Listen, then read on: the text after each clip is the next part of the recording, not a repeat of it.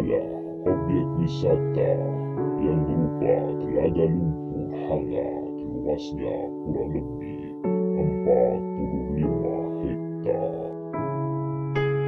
Berbekuru sendiri terbentuk dari keluarnya air beserta lumpur hingga pangkal yang keluar karena tekanan air vertikal. Adapun letupan guru sendiri yaitu berupa lumpur dan asap yang tingginya kurang lebih 3 meter. Sejak dulu banyak cerita yang beredar mengenai mitos legenda terjadinya. Dikisahkan kurang lebih pada abad ke-7 Masehi, daerah Grobogan termasuk daerah Bangkamola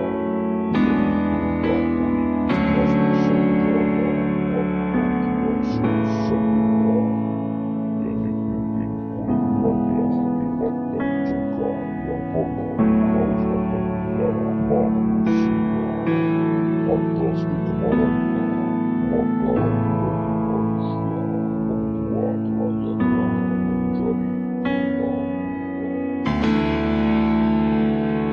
Mereka tidak ingin dari sang bawa raja buas yang haus akan darah itu.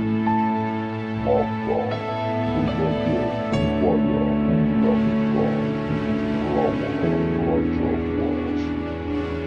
Namun upaya mereka hanya sia-sia.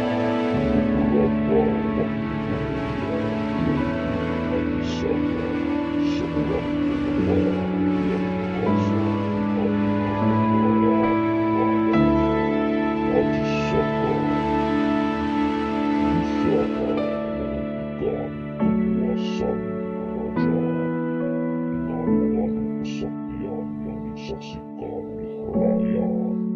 Dalam adu kesaktian tersebut, akhirnya dimenangkan Haji Saka dan Dewata Cengkar terlempar jauh ke laut menjadi dua.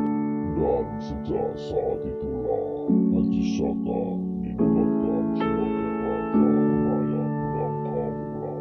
Pada saat Haji Saka memerintah Bangkamola, muncullah seekor naga yang mengaku bernama Jakarindu.